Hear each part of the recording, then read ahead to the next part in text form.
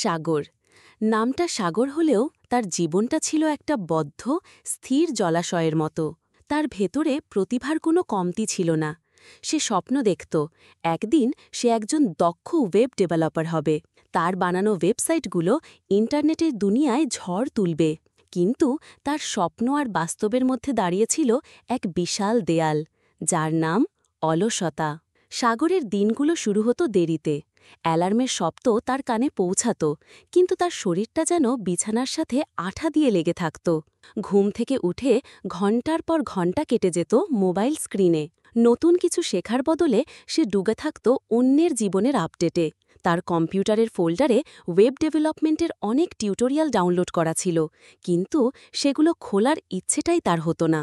সে ছিল একটা নোঙর আটকে থাকা জাহাজের মতো, যার সমুদ্রে পাড়ি জমানোর ক্ষমতা আছে, কিন্তু ইচ্ছেটা তীরে বাঁধা পড়ে আছে।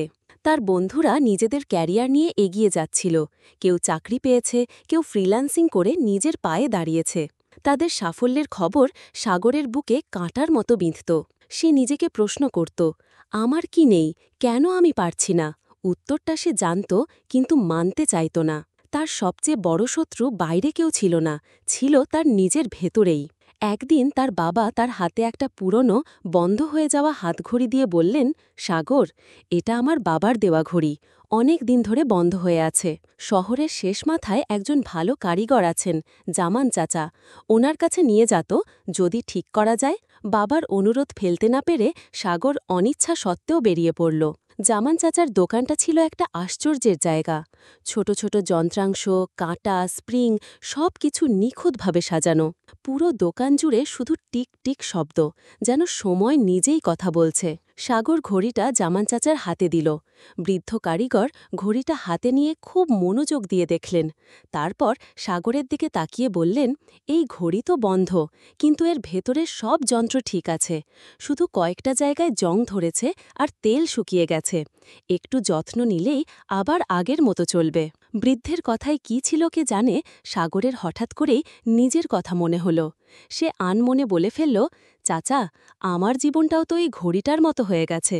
ভেতরে সব কিছু আছে, কিন্তু চলার ইচ্ছেটাই মরে গেছে। আমি একটা জং ভরা বন্ধ ঘড়ি। জামান চাচা তার দিকে কিছুক্ষণ তাকিয়ে রইলেন।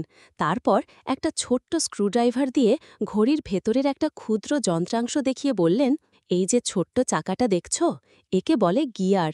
একটা ঘড়িতে এমন শত শত গিয়ার থাকে। যখন একটা গিয়ার আরেকটাকে ঘোরায়, তখনই পুরো ঘড়িটা চলতে শুরু করে। তিনি সাগরের চোখের দিকে তাকিয়ে বললেন, তুমি ভুলটা করছো কোথায় জানো?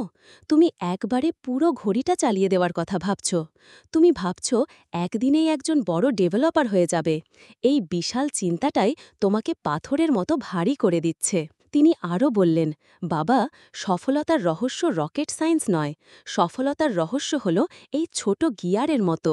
তুমি তোমার বড় স্বপ্নটাকে ছোট ছোট গিয়ারে ভাগ করে নাও। ওয়েব ডেভেলপার হওয়াটা যদি তোমার ঘড়ি হয়, তাহলে এর সবচেয়ে ছোট গিয়ারটা কি? হয়তো 10 ঘন্টার টিউটোরিয়াল দেখা নয়, শুধু 10 মিনিটের একটা ভিডিও দেখা। হয়তো পুরো একটা ওয়েবসাইট বানানো নয়, শুধু এক লাইন কোড লেখা। জামান চাচা শেষে বললেন, আজ বাড়ি ফিরে পুরো জীবন বদলে ফেলার প্রতিজ্ঞা করো না। শুধু একটা কাজ করো, তোমার সবচেয়ে ছোট আর সহজ গিয়ারটাকে খুঁজে বের করো এবং শুধু সেটাকে একটু সচল করো। অলসতাকে হারানোর সেরা উপায় হল তাকে পাত্তা না দেওয়া। তাকে বলো, আমি শুধু 5 মিনিট কাজ করব। দেখবে ওই 5 মিনিটই তোমাকে পরের 50 মিনিট কাজ করার শক্তি জুগিয়ে দেবে। একবার প্রথম গিয়ারটা ঘুরতে শুরু করলে বাকিগুলো একসময় ঘুরবেই। জামান চাচার কথাগুলো সাগরের মনে এক নতুন আলো জ্বেলে দিল। সে বাড়ি ফিরে এলো এক নতুন মানুষ হয়ে। তার হাতে ছিল একটা সহজ সূত্র, শুধু একটি গিয়ার। সেদিন রাতে সে 8 ঘন্টা পড়ার পরিকল্পনা করল না। সে শুধু তার অগোছালো কম্পিউটার টেবিলটা পরিষ্কার করল। পরের দিন সকালে সে কোনো 10 ঘন্টার কোর্স শুরু করল না। ইউটিউবে শুধু 15 মিনিটের একটা HTML ফর বিগিনার্স ভিডিও দেখল। প্রথম কয়েকদিন খুব কষ্ট হল।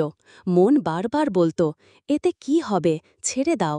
কিন্তু যখনই এই চিন্তা আসত, সাগরের চোখে জামান চাচার মুখটা আর সেই ছোট্ট গিয়ারটার ছবি ভেসে উঠত। সে নিজেকে বলতো, শুধু আজকের গিয়ার, আর কিছু না। ধীরে ধীরে জাদুটা কাজ করতে শুরু করল। ১৫ মিনিটের ভিডিও দেখা কখন যে ১ ঘন্টার প্র্যাকটিসে পরিণত হল সে টেরই পেল না। ১ লাইন কোড লিখতে গিয়ে সে ১০ লাইন লিখে ফেলল। তার ভেতরের জং ধরা যন্ত্রটা ধীরে ধীরে সচল হতে শুরু করেছিল। তার নোঙর আটকে থাকা জাহাজটা যেন একটু একটু করে নড়তে শুরু করেছে। ১ বছর পর সাগর এখন কোনো গুগল বা মাইক্রোসফটের ডেভেলপার হয়ে যায়নি, কিন্তু সে তার নিজের একটা পোর্টফোলিও ওয়েবসাইট তৈরি করেছে।